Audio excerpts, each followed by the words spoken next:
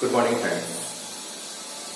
मेरे पिछले वीडियो में आपने देखा था कि मैंने आपको अर्धचालकों के बारे में, सेमीकंडक्टर्स के बारे में डिस्कस किया था कि कंडक्टर, सुपर कंडक्टर और इंसुलेटर और सेमीकंडक्टर्स क्या होते हैं। और बेसिकली सेमीकंडक्टर को डिस्क्राइब करके बताया था मैंने कि उनका जो intrinsic semiconductor and extrinsic semiconductor, जो आपके निज अर्धचालक हैं और अशुद्ध अर्धचालक है, उनमें बेसिक डिफरेंस क्या होता है और किस तरीके से ये अपनी चालकता वगैरह शो करते हैं, किस तरीके से इसके अंदर अशुद्ध अर्धचालकों को यानी एक्सट्रिंसिक सेमीकंडक्टर्स को इंट्रिंसिक के द्वारा बनाया जाता है। थर्ड ब्लॉक एलिमेंट्स क्या होते हैं, फिफ्थ ब्लॉक एलिमेंट्स क्या होते हैं, जिन्हें की मिला करके एक्सट्रिंसिक सेमीकंडक्टर्स में कन्वर्ट किया जाता है। लास्ट वीडियो में आपने देखा होगा कि हमारे पास जो इंट्रिंसिक सेमीकंडक्टर थे उनके अंदर अल्प रूप से हॉल और कम मात्रा में इलेक्ट्रॉन पाए जाते हैं।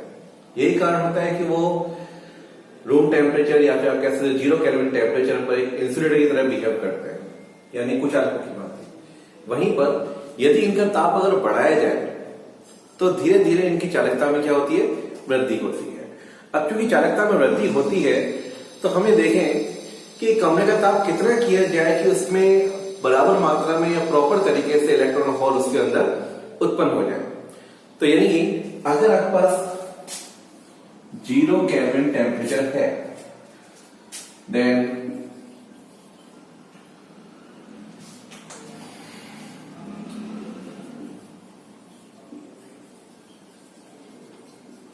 सेमीकंडक्टर एक तरीके से बराबर हो जाएगा किसके, इंसुलेटर। ठीक है, सेमीकंडक्टर इंसुलेटर के बराबर होगा। अगर टेम्परेचर आपको राइज किया जाए तो यहां पर रेजिस्टेंस क्या है, मैक्सिमम है। टेम्परेचर को अगर राइज करोगे तो ये रेजिस्टेंस क्या होगा, डिक्रीज होगा। और रेजिस्टेंस डिक्रीज होने पर आपको पता है कि कंडक्टिविटी सिग्मा क्या होगी, बढ़ेगी। ठीक है, अब यहां पर धीरे धीरे हमने टेम्परेचर 0 केल्विन से बढ़ा के आपने कर दिया 300 केल्विन। ठीक है, धीरे धीरे हम टेम्परेचर को बढ़ाते गए और 300 केल्विन जब हम टेम्परेचर करते हैं 300 केल्विन, तो सेमीकंडक्टर्स जो होते हैं उसके अंदर प्रॉपर लेवल पर इलेक्ट्रॉन, जिसे हम फ्री इलेक्ट्रॉन कहेंगे और होल कहेंगे, तो फ्री इलेक्ट्रॉन और होल प्रॉपर तरीके से यहां पर एडजस्ट हो जाते हैं, जिससे कि इनकी कंडक्टिविटी बढ़ जाती है। अब 300 केल्विन, अब 300 केल्विन टेम्परेचर पर इसके अंदर कितने होल होंगे, कितने इलेक्ट्रॉन होंगे, उनकी क्वांटिटी तो निकालना पॉसिबल नहीं है, परंतु हमारे पास एक रिलेशन होता है जिसके द्वारा आप उसको दिखा सकते हो कि यहां पर उसकी करंट डेंसिटी कितनी होगी। तो करंट डेंसिटी से हम देख सकते हैं कि उसकी कंडक्टिविटी कितनी बड़ी है। अब यहां पर आपको पता है कि हमारे पास एक रिलेशन होता है, I इक्वल्स टू NEAV। ये रिलेशन आपने 12th क्लास में पढ़ा होगा। I for current, N for number of charges per unit volume, यानी कि आप कह सकते हो number density, E charge of the electron, A area, cross section area of the wire, and VD is the drift velocity of the conductor, in the conductor of the charge. अब charge में भी positive, charge में भी negative, therefore at the place of electron we can write here Q. Q should be plus minus 1.6 10 to the power minus 19 coulomb.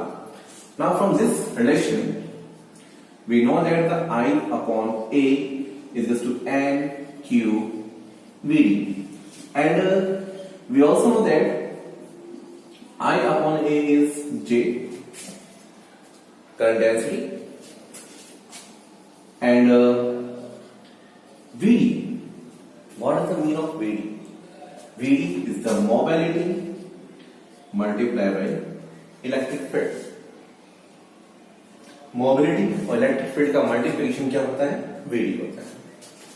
Therefore our relation is J is equals to N, and it is Q, that is Q, and VD, that is mu E. We get the relation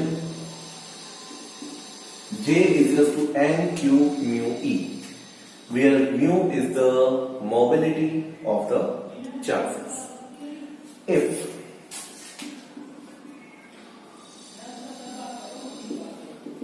mobility of electron is mu E and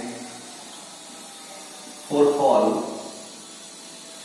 it is mu P. mu E की जगह पे आप mu N भी लिख सकते हो, mobility of negative charge and mobility of positive charge. अब दोनों मोबिलिटीज को आप ले लें तो उस कंडीशन में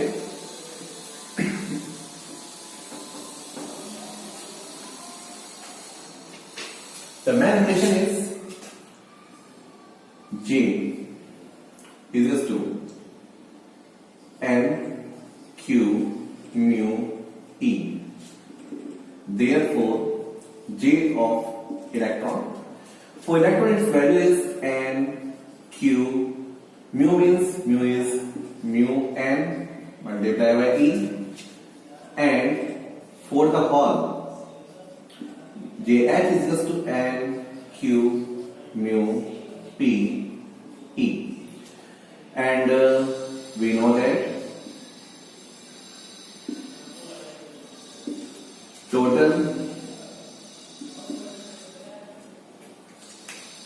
the total charge current density J is equals to J of electron plus J of hole. Therefore, the total density is J is equals to N Q mu N E plus N Q mu P E. Now, from this equation, we can say that the N Q E is the common, and the remaining part in the bracket is J is equals to N Q. There is a mu N plus mu P, and the common is E. That is our way. J is equals to N Q. Okay. Now we can write if there is a change in numbering, the number of electron and number of hole, both of are different, then number of density of electron N is here, there is the N dash, then there is a, we can write if number density of electron and hole are different,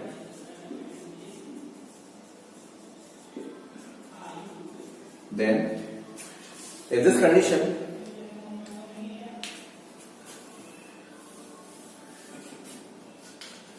J becomes N and it becomes, let me consider the P. Then total density is Q N mu N plus P mu P multiplied by E. And from this equation, because this equation is similar to the J to sigma E,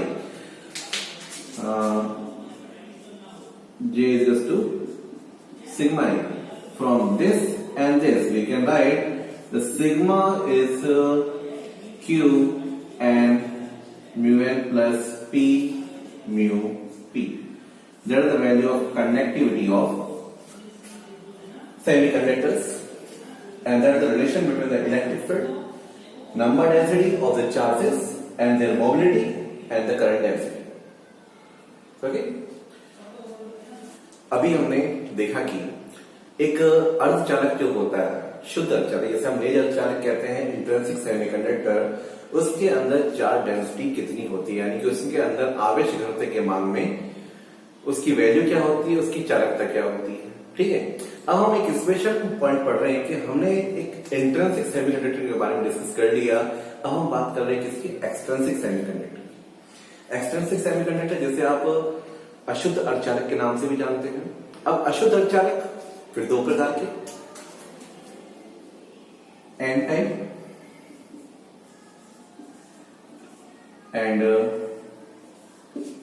P type,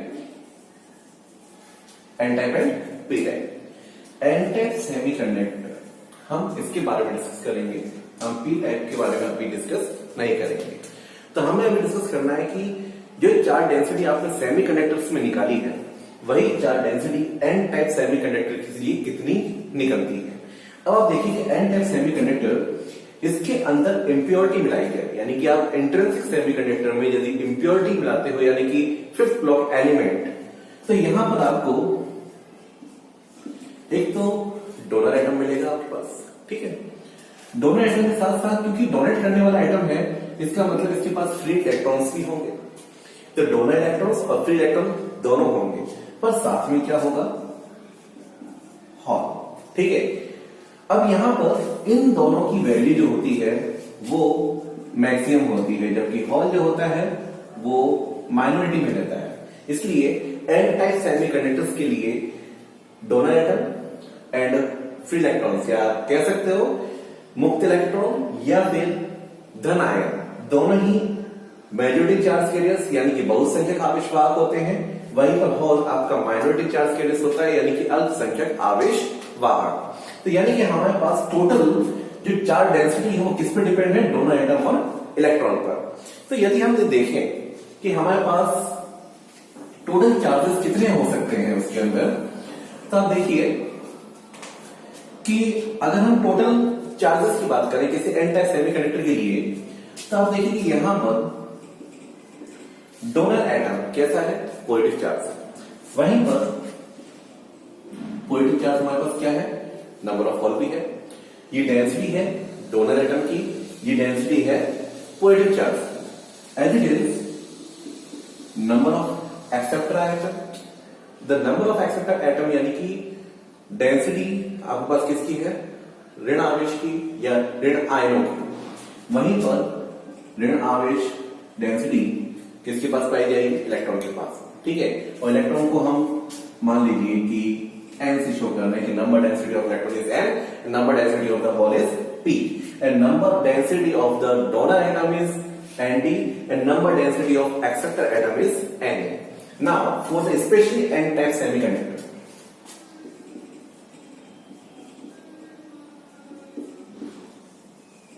for n type आप जानते हो acceptor atom जो होता है उसके अंदर, sorry N type semiconductor जो होता है उसमें एक्सेप्टर एटम नहीं पाया जाता, यानी इसकी वैल्यू क्या होती है, 0। तो हम ये लिख सकते हैं Na is 0 for n type semiconductor, therefore the Nd plus P is equal to क्या होगा, n, और we can also write the Nd is the n minus P, and because P is very less than n, therefore the Nd approximately equals to n. यानी number density of donor atom is approximately equals to the number density of negative charge. यानी कि आप कह सकते हो कि ऋण आवेशों की जो घनत्व होते हैं वह दाता परमाणु के घनत्व के बराबर होता है, ठीक है। इसे हम इक्वेशन नंबर दे देते हैं 1 यहां पर दे दीजिए, इसे दे देते हैं अपन 2, ठीक है, और ये आपके पास चल जाएगा 3। अब हमारे पास एक रिलेशन आता है जिसे कहते हैं द्रव्यमानुपाती क्रिया का नियम। उस नियम के अनुसार एन पी की वैल्यू जो होती है वो ni स्क्वायर के बराबर होती है, ठीक है। यानी आप ये कह सकते हो यहाँ n क्या है, number density of free electrons, p क्या है, नंबर डेंसिटी ऑफ होल्स, और ni क्या है, number density of the electron और hole in the intrinsic semiconductor. यानी कि एक शुद्ध अर्धचालकों में, निज अर्धचालकों में आवेश घनत्व का मान कितना है, ni square, because the n and p approximately equal, ठीक है। इस लॉ की पालना करते हुए अगर हम n टाइप सेमीकंडक्टर के लिए हम देखें कि n प्रकार के अर्धचालक में इलेक्ट्रॉन की सांद्रता, यानी कि n टाइप सेमीकंडक्टर्स के लिए number density of negative charges nn होगा, वहीं पर number density of P is also Pn. ठीक है, so by this rule we can write because Nn multiply by Pn, ये हमारे पास क्या हो जाएगा Ni square, so the Ni square, and there is the Pn is the Ni square over Nn. अब Nn number density of negative charges in N type of semiconductor is equals to Nd. So we can also write the Ni square over Nd, equation number 4, यानी कि Nn को Nd की जगह से replace भी किया जा सकता है. ठीक है, लेकिन हमें पता है by first we know that Nd plus P is the number of acceptor atom plus N. Now the number of donor atom plus P कितना है यहाँ पर? P हमारे पास Pn है. ठीक है, और यहां से वैसे भी निकाला जाए कि N की वैल्यू कितनी होगी, उस N की वैल्यू को यहां पुट कर दिया तो आंसर आ जाएगा. तो हमारे पास N कितना है? Nd plus P plus minus N. ठीक है, now put the value of Pn here. The number density of negative charge is donor atom plus Ni square over Nd minus of N. ठीक है, ये आपके फॉर्मूले में लिखा जा सकता है. अब यहां पे आप देखिए कि अगर इसकी क्वाड्रेटिक इक्वेशन बनाई जाए, क्वाड्रेटिक इक्वेशन किसके लिए बनाए? N के लिए. अब यहां पर आप देखिए कि Nd जो है नंबर ऑफ डोनर, इसे Nn से भी शो किया जा सकता है, और क्योंकि यहां पर हम N यूज नहीं कर रहे हैं, specially for N type semiconductor चल रहा है, तो यहां पर आप Nd की पोजीशन पर यहां पर आप इस Nd को रिप्लेस करने के बाद आप यहां पर सिंपल N भी लिख सकते हैं. Now from there with the LCM N square Nd multiply by N plus Ni square minus N acceptor atom multiply by N. It means the N square is equals to Nd minus Na multiply by N plus of Ni square. ठीक है, अब यहां से इस फॉर्मूले को हम set करते हैं कि अगर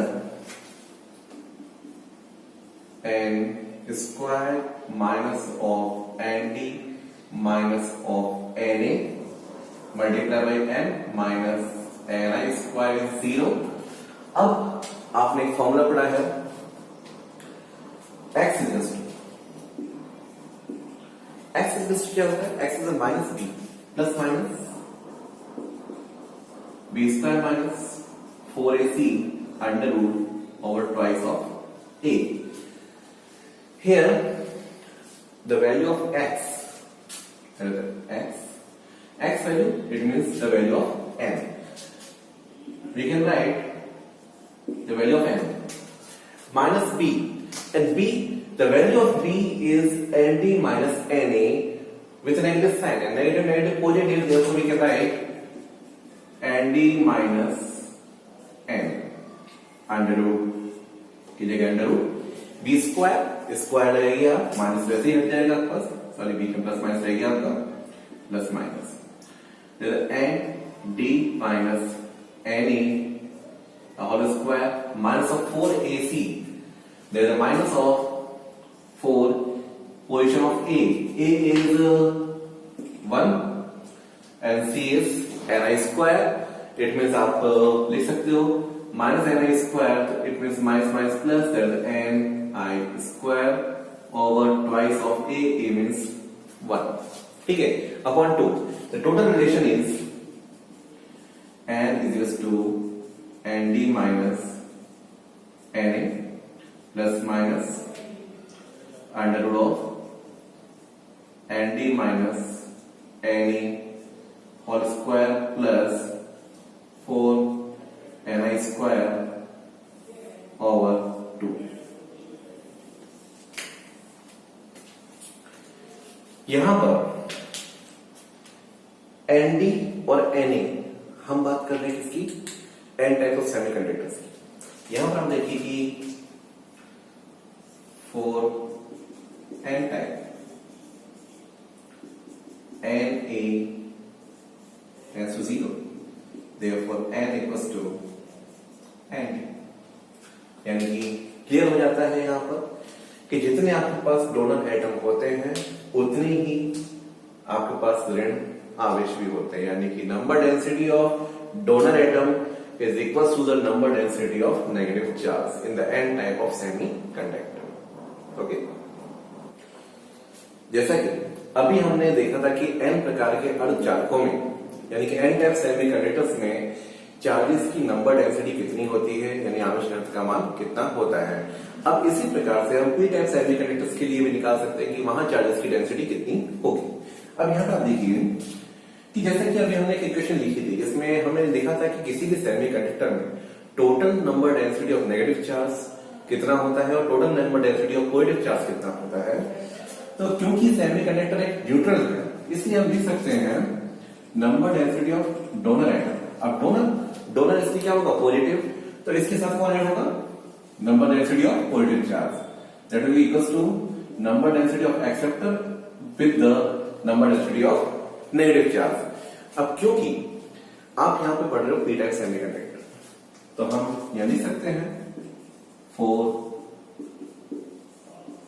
पी टाइप सेमीकंडक्टर। अब पी टाइप में डोनर होता है या एक्सेप्टर होता है, क्योंकि डोनर होगा तो वो फिफ्थ ब्लॉक एलिमेंट खाएगा, परंतु आपको पता है कि पी टाइप सेमीकंडक्टर में थर्ड ब्लॉक एलिमेंट्स इम्प्योरिटी के रूप में डाले जाते हैं। इसका मतलब थर्ड ब्लॉक का मतलब हुआ वो एक्सेप्ट करेगा, इसका मतलब एंड पी टाइप के लिए डोनर एटम का नंबर क्या होगा, 0, और डोनर का नंबर 0 होगा तो हम लिख सकते हैं Na plus n is equals to P और n acceptor is equals to P minus n, and because the P is greater than n, therefore n acceptor is equals to approximately equals to P लिखा जा सकता है। That's the equation number first, and that's the equation number second. It means the number density of the positive charge is approximately same as the number density of the acceptor atom। अब number density of acceptor atom और P charge दोनों की density same है, तो इसलिए अभी just हमने पढ़ा था N P equals to N I square, number density of negative charge, number density of positive charge, दोनों का multiply number density of the total charge in the semiconductor होता है। ठीक है, इसलिए आप यहां से देख सकते हैं फॉर पी टाइप